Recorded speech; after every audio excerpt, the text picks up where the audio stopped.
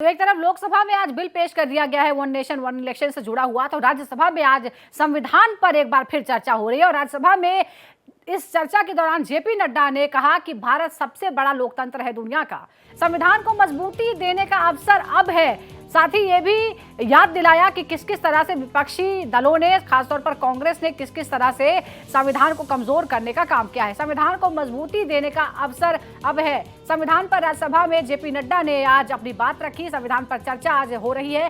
भारत दुनिया का सबसे बड़ा लोकतंत्र है, इस बात को उन्होंने दोहराया। संविधान को मजबूती देने का अवसर अब आया है। एक बार फिर उन्होंने कहा कि जब संविधान निर्माताओं ने संविधान बनाया, बाबा साहब अम्बेडकर ने यह भी कहा कि सिर्फ संविधान की मजबूती से नहीं, बल्कि संविधान को लागू करने वाले लोग जो हैं वो कैसे हैं, इस पर निर्भर करेगा कि देश कैसे चलेगा, संविधान कितना मजबूत रहेगा। अब संविधान पर चर्चा आज हो रही है, दूसरा दिन है राज्यसभा में, और इसका जवाब सरकार की तरफ से गृह मंत्री अमित शाह देंगे। फिलहाल तमाम जो नेता हैं, सांसद हैं, सत्ता पक्ष और विपक्ष के, वो संविधान पर अपनी बात रख रहे हैं। भारतवर्ष लार्जेस्ट डेमोक्रेसी तो है ही, लेकिन जैसा हमारे प्रधानमंत्री जी ने कहा, it is not only the largest democracy but it is the mother of democracy that we have to understand. यह प्रजातंत्र की जननी है, और जब हम इसको लार्जेस्ट डेमोक्रेसी की बात करते हैं तो हमें यह भी ध्यान में रखना चाहिए कि संविधान समिति के सदस्य और संविधान के निर्माता इस बात को जानते थे कि यह देश नेशन इन मेकिंग नहीं है, यह नेशन था, पुरातन देश था।